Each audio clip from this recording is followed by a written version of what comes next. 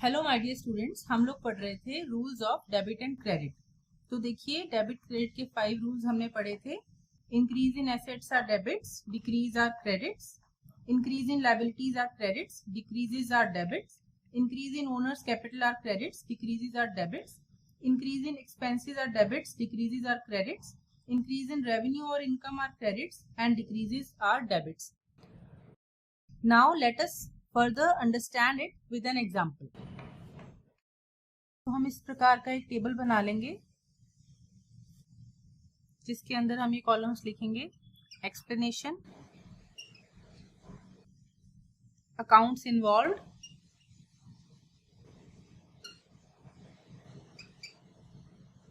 Nature of accounts,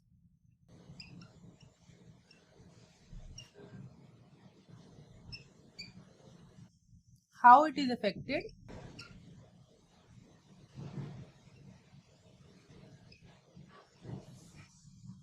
debit and credit. ऐसे आप एक कॉलम्स बना लेंगे और एक टेबल बना लेंगे। अभी now let us start with the illustration. देखिए, तो हमारा फर्स्ट पॉइंट है आर स्टार्टेड बिजनेस विद ₹10,000। तो इसकी एक्सप्लेनेशन क्या हो जाएगी? ₹10,000 कैश इन्वेस्टेड इन बिजनेस। 10,000 रुपए आर बिजनेस के अंदर लाया है, इन्वेस्टेड इन बिजनेस। कौन कौन से दो अकाउंट्स इन्वॉल्व है यहाँ पे? एक तो कैश, क्योंकि कैश आया है, और कैश कौन लेकर आया है? कैश आर लेकर आया है। अब ये आर कौन है? आर ऑब्वियसली बिजनेस का प्रोप्राइटर ही है। तो यहाँ पे कौन कौन से दो अकाउंट्स इन्वॉल्व होंगे? एक तो एसेट्स का, क्योंकि कैश हमारा एसेट्स में आता है, और प्रोप्राइटर का, क्योंकि आर हम यहाँ पर हमारा प्रोप्राइटर है।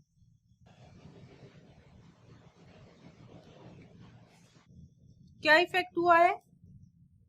R started business with ₹10,000। तो यहाँ पर 10,000 रुपए बिजनेस के अंदर आ रहे हैं, तो कैश बढ़ रहा है, इंक्रीज हो रहा है। और ओनर्स कैपिटल क्या हो रहा है? ओनर्स कैपिटल भी इंक्रीज हो रहा है ना, क्योंकि 10,000 रुपए ओनर ला रहा है बिजनेस के अंदर। तो यहाँ पर हम डेबिट करेंगे या क्रेडिट करेंगे? देखिए, हमने पढ़ा था डेबिट क्रेडिट का फर्स्ट रूल है increase in assets are debits. तो यहाँ पर हमारे एसेट्स के अंदर इंक्रीज हो रहा है, तो हम डेबिट में लिख देंगे 10,000 रुपीज। और प्रोप्राइटर की ट्रांजेक्शन कैसे करेंगे हम? हमारा थर्ड रूल था कि increase in owners capital are credits. तो यहाँ पर ओनर की कैपिटल जो है 10,000 रुपए से बढ़ रही है, तो इसको हम क्रेडिट में लिख देंगे 10,000 रुपीज। ठीक है जी। सेकंड हमारी ट्रांजेक्शन थी ही परचेज्ड फर्नीचर फॉर ₹2,000। तो उसने फर्नीचर परचेज किया है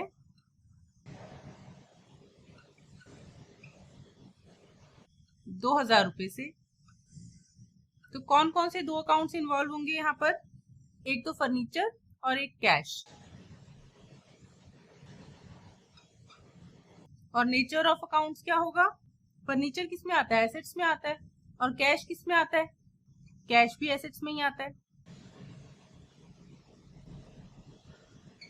अभी देखिएगा, यहाँ पर हमारा फर्स्ट रूल अप्लाई हो रहा है increase in assets are debits and decrease in assets are credits.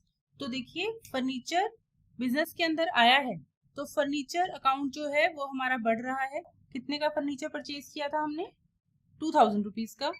तो 2,000 रुपए से फर्नीचर अकाउंट हमारा बढ़ रहा है, तो इंक्रीज लिख देंगे।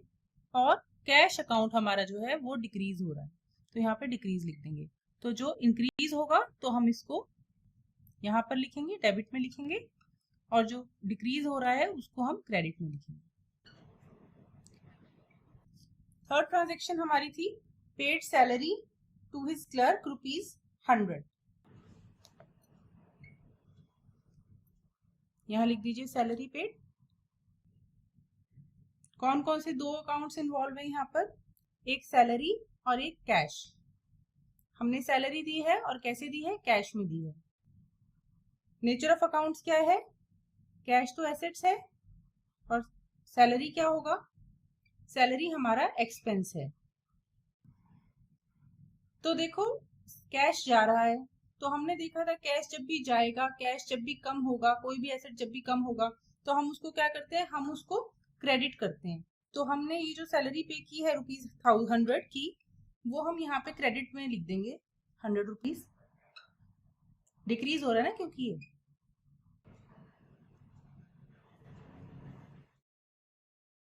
एक्सपेंसेस के लिए हमारा फोर्थ रूल अप्लाई हो रहा है। Increase in expenses are debits and decrease in expenses are credits.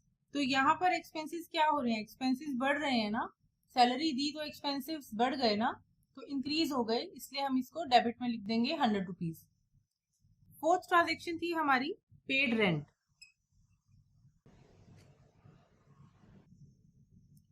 अब आप करिए इसको, पेड रेंट वाला कैसे करेंगे आप, कितना रेंट पे किया उसने, ₹50। कौन कौन से दो अकाउंट्स इन्वॉल्व हैं, एक रेंट वाला और एक कैश वाला। अब ये वाला जो ट्रांजैक्शन है ना, ये सेम ऊपर वाले ट्रांजैक्शन के जैसा ही है, क्योंकि रेंट हमारा एक्सपेंस है और कैश हमारा एसेट्स है, सेम ही है। यहाँ पे रेंट पे किया तो एक्सपेंस हमारा इंक्रीज हो रहा है, एसेट्स हमारा डिक्रीज हो रहा है, कितने रुपीज से, ₹50 से, तो हम सेम ही कर देंगे यहाँ पे। नेक्स्ट हमारी ट्रांजैक्शन थी रिसीव्ड इंटरेस्ट। कितना रुपीज इंटरेस्ट लिया, मिला है बिजनेस को, बिजनेस को यहाँ पे मिला है ₹50 का, सॉरी ₹20 का इंटरेस्ट मिला है बिजनेस को।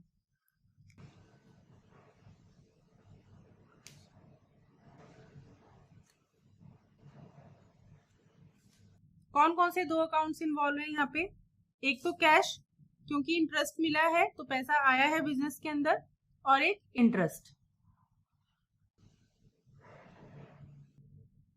कैश हमारा एसेट्स अकाउंट होता है और इंटरेस्ट हमारा होता है इनकम अकाउंट।